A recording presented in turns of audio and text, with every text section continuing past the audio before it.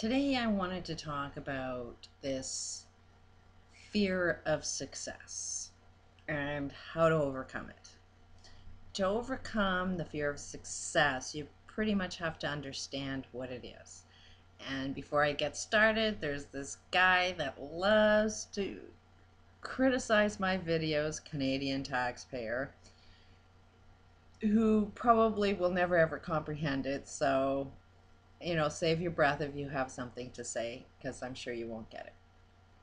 But I've had to really analyze what this fear of success was because I've never been financially successful. And I've had those words thrown at me that I suffer from the fear of success. And I know in my heart that I don't have a fear of being successful at all. But here's the deal. I was raised by a father who was always financially successful. And he raised his kids, making them believe that unless they had a big bank account, they weren't successful. They were nobodies. They were, weren't worth anything.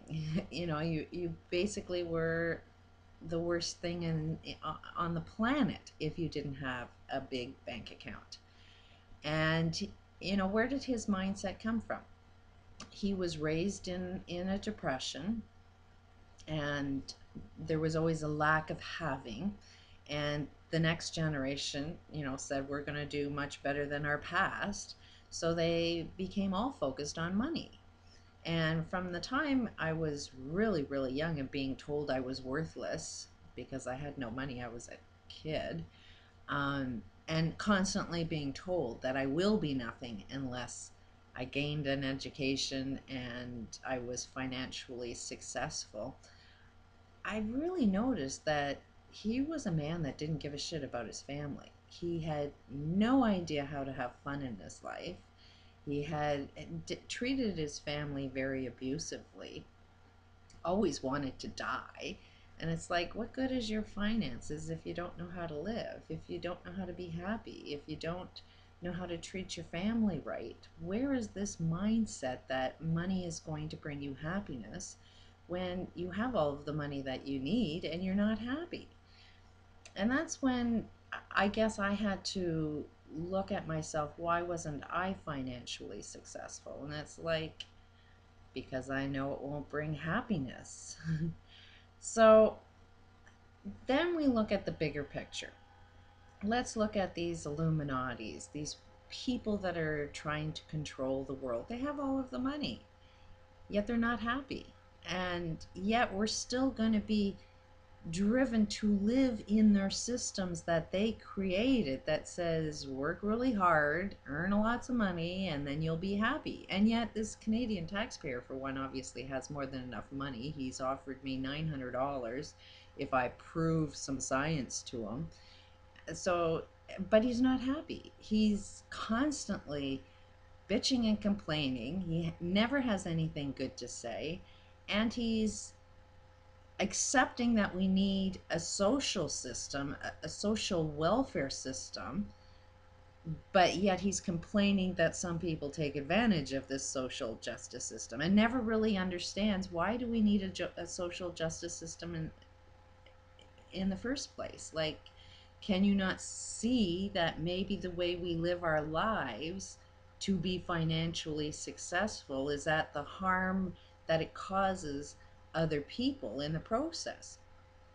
Again, if you sort of look at it from a smaller picture, if there was only $100 in the world and we split that $100 equally with everybody, and we had half of the people were financially successful and they saved all of their money, then 100, all of that money would go towards 50% of the people, because they're busy taking it from the other 50% of the people, leaving the other 50% of the people with nothing to live off of. Which will, you still need food, so if you aren't willing to be able to take the money from the wealthy, then you'll steal. That's where crime, that's why they're saying as soon as the economic system is going to crash, crime is going to increase. Why? Because everybody's going to need food, and if they can't get it through working, then they will steal it. So, a lot of people that are dealing with this fear of success, it's not really a fear at all. You just know something more than those that don't have this fear. From my perspective, it seems like these people that don't have a fear of success and who are very successful are dealing with a mental illness that was generated by depression, by times when things were really rough. They figured that the way to make things better is to have all of the money and then I'll be happy. And it's like you're no more happier having all of this money. You're living the same types of lives as if you had no money. Yet people that do tend to live in poverty and they sort of, are in this community of being accepting of it, they seem to be a lot more happier. They care more about family. They care more about love and community and sharing. That seems to be more of what life is all about versus working day and night about earning your money and then worried about where all of this money is spent and how many people are going to take advantage of it, and we're never going to look at any of the problems it causes. We're just going to blame all of the people that are suffering from the problems that you create in the first place by having this insane need to have all of the money in the world. And if we perceived that getting rich is a mental illness and nobody wants to be mentally ill, would we change our systems? So when you look at, somebody that has these big houses, look at them as having more of a mental illness, and you know more of what's right and what's wrong. But look at yourself as where you are successful, because I think every one of us has a skill, has a talent. I'm, for one, would love to jump into a career of motivational speaking, but my motivational speaking would not about here's how to win a lottery ticket, here's how to get a lot of money, because I know the harm that it would create. And let's face it, the only people that would pay for a course from a motivational speaker, are people that want to get rich. So is there even a job for me? I would get up every day. I would be good at what I'm doing, but what I would do is teach you how to be happy. Happy without stuff. I wake up every day and I have next to nothing, but I have a smile on my face every day. I'm learning and improving my skills by using an internet and posting videos and developing my skills that way. And I'm trusting one day I'll get good at it. And one day there'll be an audience that might be a little interested in, okay, how do I live my life so I'm actually happy? How do I live my life so I don't suffer from any illnesses or any diseases? If you haven't noticed, most illnesses are caused by stress. Most stress is caused by trying to focus on earning more money.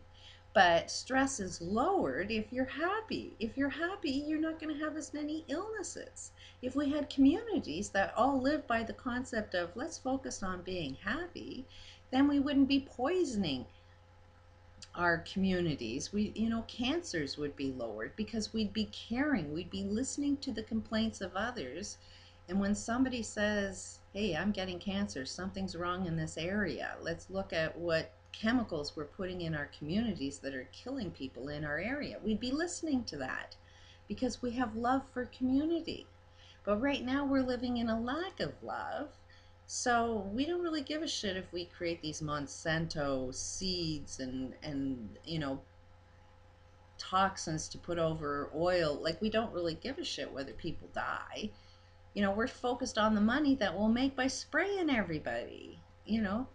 So when we end up getting into a shift and want to start learning how to live life and be happy, then we will form new systems. But we have to jump out of this insanity of thinking you are only going to be successful if you have a big bank account. What do you want to be successful at? Do you want to be successful at being happy? Then look at yourself every day and see if there's a smile on your face. What reasons do you have to be happy? What can you be doing in your life to create something that says, hey, I'm happy and I'm successful. I'm doing something that I'm proud of.